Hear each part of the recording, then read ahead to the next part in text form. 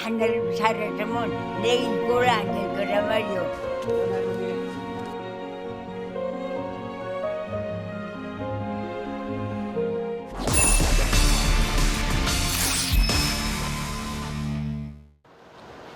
제천의 요양병원에서 할머니를 찾았습니다. 할머니, 방송국에서 왔어요, 방송국에서. 방송국이란 말에 미소를 지어 보이시는데요. 우리를 기억하시는 걸까요? 할머니, 잘 지내요, 지금? 잘 못 지낸다고요? 무엇 때문에 잘 못 지내신다는 걸까요? 무엇보다 할머니를 이곳에 데려온 딸의 존재부터 확인해 봐야겠습니다. 할머니, 딸이 있어요, 딸? 딸? 난 딸. 딸이라고 볼 수도 없다는 거야. 난 딸이 없어요? 딸이 없답니다. 시설 관계자가 확인한 가족관계 증명서는 대체 뭘까요? 딸생이 때문에 이야기했고 적도 없고 만난 적도 없다 이 얘기야. 호적은 해줘. 호적은 해줬고. 돌아가신 할아버지가 오래전 친구의 부탁을 받고 호적에 이름만 올려준 거랍니다. 한 반이도 같이 안 살았고 한 발 같이 안 살았고. 또 밥도 한때 같이 안 우리 이웃에도 안 놀아먹단 말이오. 살았고. 난 그거는 해줘요. 단 한순간도 함께 지낸 적이 없다십니다. 딸이 아니에요? 무슨 딸이면 내 여태 얘기하잖아요. 딸이 아니라며 역정을 내십니다. 난 너무나 억울해요. 대체 무엇이 할머니를 억울하게 만든 걸까요? 주위에서 아무도 존재를 몰랐던 수양딸. 할머니에겐 말하고 싶지 않은 비밀이었던 걸까요? 수양딸이 왜 갑자기 할머니의 삶을 흔들어 놓는 건지 그 이유를 들어봐야겠습니다. 아, 이게 가족관계 증명서예요? 네. 우릴 보자마자 내민 가족관계 증명서에는 정말 그녀가 할머니의 딸로 나와 있었는데요. 내가 17살 때인가 16살 때 내가 양녀로 들어갔어요. 엄마가 결혼식 다 준비 다 해서 결혼식 다 시켜줬고 배추도 뽑아서 여다가 갖다 주고 고등어 단순 사서 우리 집에 딜라주고 가시고 그러셨죠. 예 그렇게 좀 친하게 잘 지냈어요. 할머니 말대로 17살에 입양됐답니다. 하지만 가깝게 지냈다는 딸의 말은 할머니의 말과 좀 다릅니다. 내가 너무 무관심한 건 사실이에요. 그러니까 나도 먹고 살기 바쁘고 몸도 안 좋았고 이러니까 한 10년 낸 게 안 찾아뵌 게 그게 좀 당연한 거다. 그게 좀 마음에 안 풀리신 것 같아. 수양딸은 10년 넘게 소식을 끊었고 그게 서운해 할머니가 자신을 부정하는 거랍니다. 읍사무소에 가서 뭘 서류를 띄려고 보니까 엄마가 살아 계신 거야. 93세야 노인네가. 93세인데 사시에 얼마나 사시겠어. 여태 효도 못하고 자식된 마음으로 모셔야죠 내가. 생사조차 몰랐던 할머니를 이제와 데려간 것도 더 좋은 시설로 모시기 위해서랍니다. 그렇더라도 오랜 세월 정을 나눈 마을 사람들과 상의하고 모셔올 순 없었을까요? 그런데 수년간 할머니를 보살펴드렸다는 방문 요양사가 심상치 않은 말을 합니다.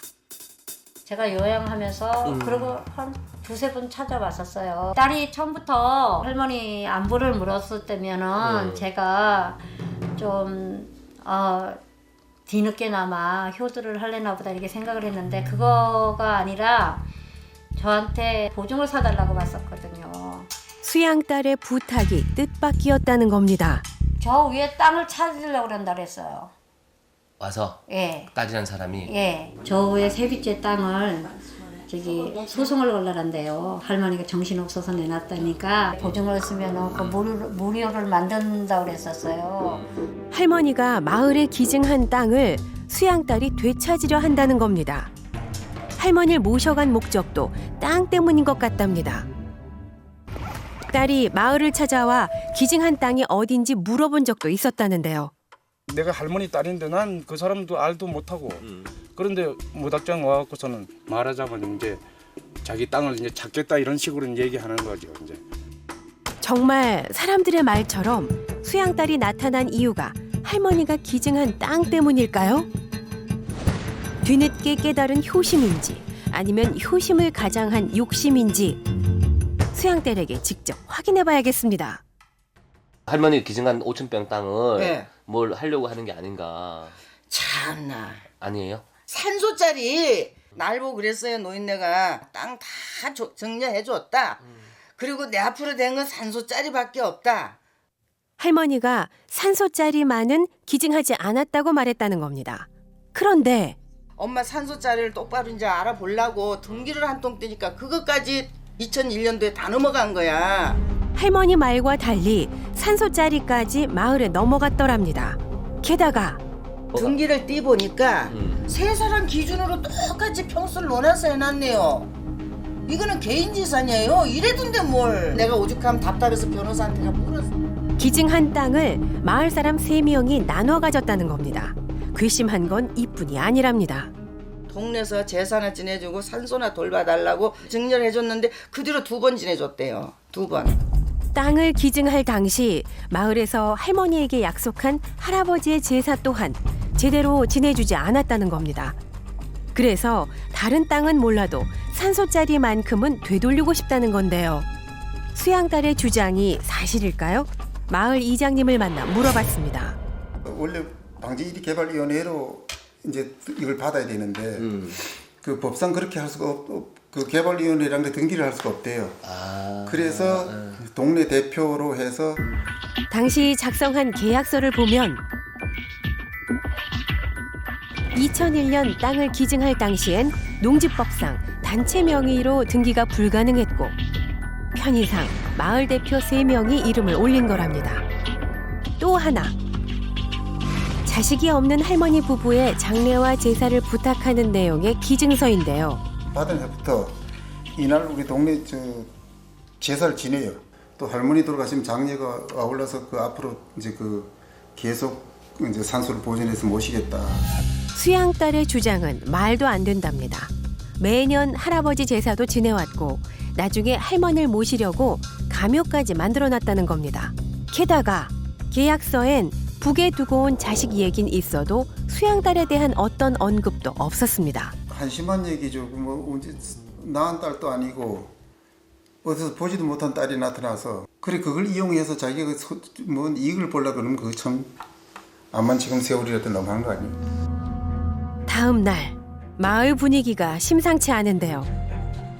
사람들이 마을 회관으로 모여듭니다. 산소짜리에 대한 담판을 짓겠다며 수양딸과 친한 언니라는 사람이 마을로 찾아온 건데요. 잘 오셨어요. 그리고 또 그 산소에 관해서는 염려 안 하셔도 되는 게 그 땅 팔아먹을 일도 없고 또 팔아먹을 수도 없고 끝까지 갖고 계시는 것도 아니고 또 여기 또 자식들도 또 있을 거고 그러니까 한 번씩 산소를 찾아 이렇게 베어도 그래도 내 땅이다 하고서 다녀야 좋은 거지. 산소가 저기 온 지가 언제인지 아세요? 우리는 모르죠. 모르죠. 예. 산소 위치도 모른단 말에 마을 사람들이 불편한 심기를 드러냅니다. 할아버지가 돌아갔을 때는 모시지 왜 안 오죠? 왜요? 우리 애기 아빠가 와서 장사 다 할아버지 장례식도 참석했었다는 수양딸. 하지만 마을 사람들은 본 적도 없답니다. 의논하러 왔지. 니들 동네 공양하러 간 거 아니야? 왜 그래? 진짜 욕나네. 내가 그때는 그래. 진짜 욕나고 있어. 할머니한테 요만큼 동정감이 있었으면은 벌초를 해야 될 거 아니야. 벌초. 법대로 할거 아니야. 뭐 있어? 알았어, 법을 할게. 정말 효심일까요? 아니면 욕심일까요?